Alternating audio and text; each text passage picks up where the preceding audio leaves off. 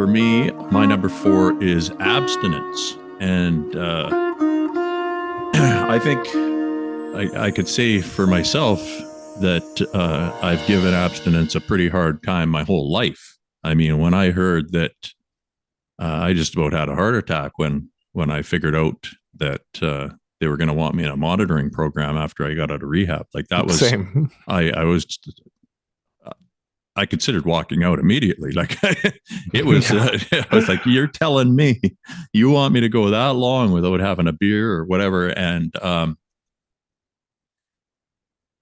that whether or not, complete abstinence was right for me at that time, it's not relevant in what I'm saying here.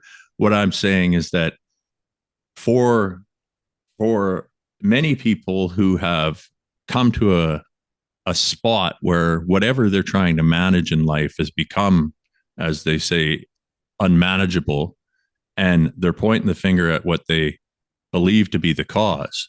If that's drugs, alcohol, whatever your addiction is, and you make the courageous and difficult decision to try to do something about that, rather than saying fuck everybody, I'm going to do whatever I want, which is an Hmm. option. You can do Hmm. that, and many people do that. there's no question. You see a lot of that where people are in the door and out the door in 5 minutes type of thing. Sure. But I think there's something to be said.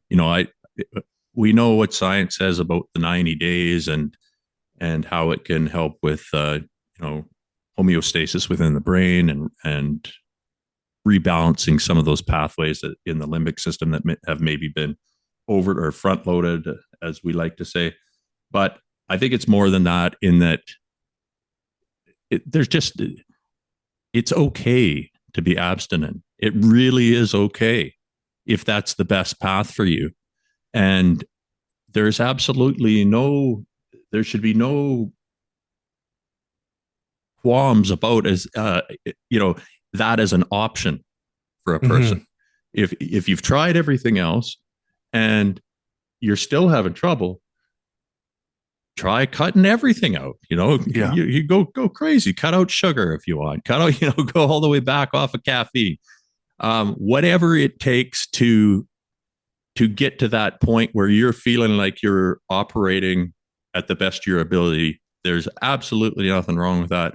And I think probably because of how I felt about where I was as far as my state of mind was concerned when I went into treatment, and just my upbringing in a culture that very much celebrated, especially drinking. But I mean, I couldn't even, as a younger man, I couldn't even wrap my head around being a non-drinker. Like that, to me, that was Hmm. insanity. Like, why wouldn't you, have a beer once in a while? And there's nothing wrong with that, but it shouldn't be the only option. And it shouldn't be, people who decide that that's how they're going to live their life shouldn't be looked at as pariahs. And it's a, you're taking life straight on, right down the pipe, no buffer, no comforter, no nothing. Hmm. And that takes courage. So that's something that I've thought a lot about, and I just want to put that out there as food for thought, and some for, I've thought about it over the course of the show, and yeah. Same. Oh, definitely. And I think that right now, and I do a chunk of the Twitter stuff for the podcast, and Twitter seems to be a particular area where abstinence is kind of a dirty word, or gets dragged through the mud, as you put it, Nathan. And Mm-hmm. um or it's uncool. Like I feel like kind of an old man saying, like, since when did abstinence become uncool? But It's I think that the main driving factor is autonomy, and abstinence gets wrapped yeah, up in chains, right? yeah, That's how it's presented. Like, they're taking my autonomy. I can't do what I want to do. And believe me, I get that. And yes, I am not a fan or proponent of limiting one's freedom. in any respect. Within reasonable, as long as you're not running around hurting people and stuff. Mm-hmm. But I think that's why it's kind of taken the beating that it's taken. But it's important to separate the actual entity of abstinence itself as an option, not as a requirement. Yeah. Yeah. And just that time to, and I had a similar experience too at the very beginning where one of my close friends said to me, well, you're still going to be able to smoke marijuana, right? Like that, you didn't have a problem with marijuana, so you can still use that. Mm-hmm. Not understanding the monitoring contract and what that actually meant. And at first, yeah, that it's an upsetting reality. Mm-hmm. It's a scary reality, but having that time to do the work and then to consider, was that actually working for me? Was that substance actually doing what I thought it was doing for me? And for me, it ended up being realizing that it was the opposite of that it wasn't helpful. It mm-hmm. wasn't therapeutic. So, and that's just my own experience, but that time away brings clarity with the work for sure. It really does. Yeah. Over the years, I used to, when I was younger, and if I was, say, training for some sort of like an athletic event, I would become very strict with everything, like eating. I wouldn't touch any kind of drug or whatever. And mm-hmm. we usually train for 3 months. And I always noticed that towards the end of that 3 months, there was a type of, it was like a parting of the clouds. I started to see things a little bit differently than I did before. And I didn't think much of it because I was in and out of that year after year. We usually train for one event a year when I was younger. And then it was back to, drinking and partying and whatever. But there is a certain type of clarity that I would recommend. If you've never done it before, try 90 days.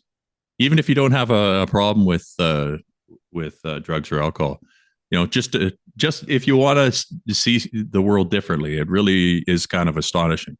Yeah. Time slows down. It's like you're halfway through the day and you're like, what? How much time does a guy need to get stuff done? I mean, it's a totally different way of living. Yeah. I remember at the 90-day mark, I was in your groups, in your meetings, and you said that to me. You're like, oh, you're at 90 days. And because I had come onto our meeting and said, like, I'm laughing hysterically at things. Like, I'm laughing till I cry. I haven't done that in years. I haven't done that in ages. Like, there's this new kind of like, oh my God, what are these things that are running down my face? Like, I'm feeling things so differently. And you kind of said, oh, that's kind of a magic time frame. It was for me. It was for sure. And that's not a big ask, like to try 90 days of abstinence to see how it works or how you feel is not that big of an ask. It's not. And a great time to do it is right after Christmas, because what I found was it not only did it line up with what we were doing sports wise, but it was, I mean, in my family, you're eating so much heavy food and it's drinking and just partying. And by the end of it, you're like, oh God, I want to go live in in a sanctuary somewhere and get away from this. So, I mean, the first month is like the first month is easy because you don't, you're so partied out. You don't want to have anything to do with it. You're eating good food. So you're healing, you're getting your body back in shape. And then, just a couple more after that. And it's usually through the months where you really need it's nice to have a clear head coming out of spring anyway, because that's a time when a lot of people suffer their worst as sad seasonal affective disorder symptoms or even depression. I mean, it's just a tough time for Canadians in general. Absolutely. Yeah. Great tip. Great advice.